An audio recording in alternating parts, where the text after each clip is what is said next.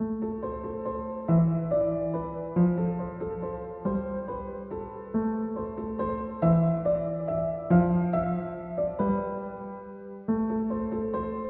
les années 70, à l'intérieur du milieu hospitalier et dans la population de Drummondville, on avait l'impression d'une certaine stagnation de l'hôpital, tant au niveau du recrutement de médecins spécialistes que de la qualité de certains de nos équipements de pointe.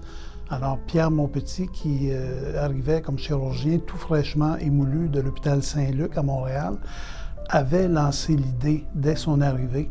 Il avait assisté à la création d'une fondation là-bas. À travers les clubs sociaux, on s'est ouvert là, une première porte. Très important aussi de mentionner que le personnel de l'hôpital qui a embarqué dès le début, on l'a senti, nous a beaucoup appuyés. Le grand accomplissement de la Fondation, c'est d'avoir su rallier la population autour de son institution, l'hôpital Sainte-Croix. La première démarche qui s'est faite au tout début, d'aller chercher l'adhésion de nos concitoyens. Le point culminant, ça a été le 9 juin 1980. Les membres de tous les clubs de service avaient été réunis au Dauphin et il y avait eu une conférence donnée par un homme passionné. Si le mot passion prend tout son sens, c'est bien en pensant à Pierre Monpetit.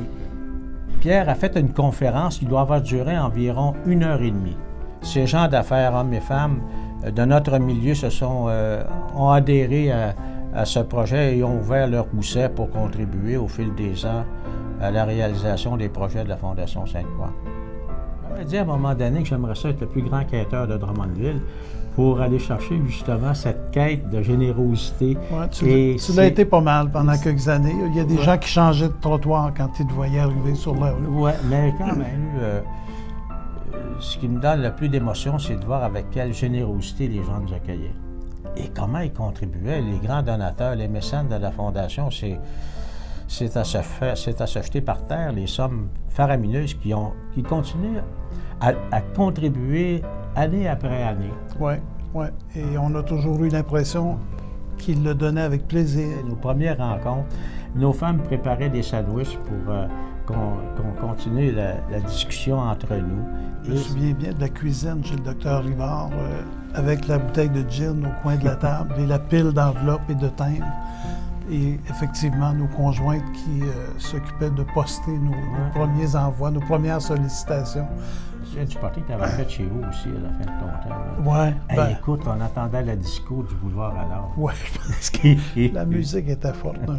Avec le recul du temps, je regarde l'implication que tout un chacun a faite au niveau de la Fondation. Ça a été vraiment des moments qui sont, des souvenirs qui sont incrustés dans ma mémoire. Là, et ça fait partie des beaux moments de ma vie, je crois.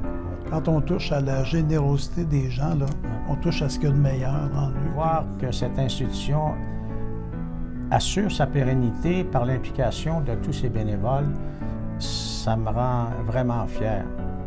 Et je pense que ce mouvement-là, c'est toujours continué. Moi, je pense que c'est ce qui me frappe de nos débuts, puis c'est ce que j'espère que la Fondation va maintenir au fil des années. Vraiment qu'il fallait y croire, puis on y croyait, et je pense qu'on l'a transmise, notre foi, à la population, aux donateurs. Ça me rend vraiment fier de voir la générosité de nos concitoyens et de nos grands donateurs. Ils sont mis à contribution régulièrement et ils ne font jamais défaut.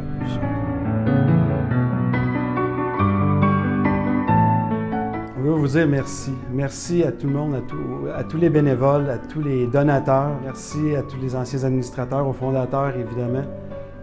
Merci à la population de Drummondville. Nous, au conseil d'administration, on se fait un devoir qu'à chaque geste qu'on pose, à chaque décision qu'on prend, de penser à maintenant, mais aussi au futur, aux générations futures. Je sais que les fondateurs, ils s'étaient dit, si on pouvait amasser 1 million de dollars, ça serait merveilleux. Bien, je peux vous dire qu'après 40 ans, on a investi plus de 23 millions de dollars. Les fondateurs, mission accomplie. On se revoit au moins au 50e anniversaire de la Fondation. Oui, puis là, Sharon nous garde une place dans son nouveau CHSLD dans 15 ans. Fait qu'on peut réserver nos chambres. Oui. Puis, je voudrais conclure peut-être par une citation du Dr Debs qui disait, par rapport aux 25 ans, que Ces quelques années qui s'achèvent depuis son début ne constituent nullement une tranche de son âge, mais des pages de son histoire, car l'âge implique nécessairement une fin, alors que l'histoire est permanente.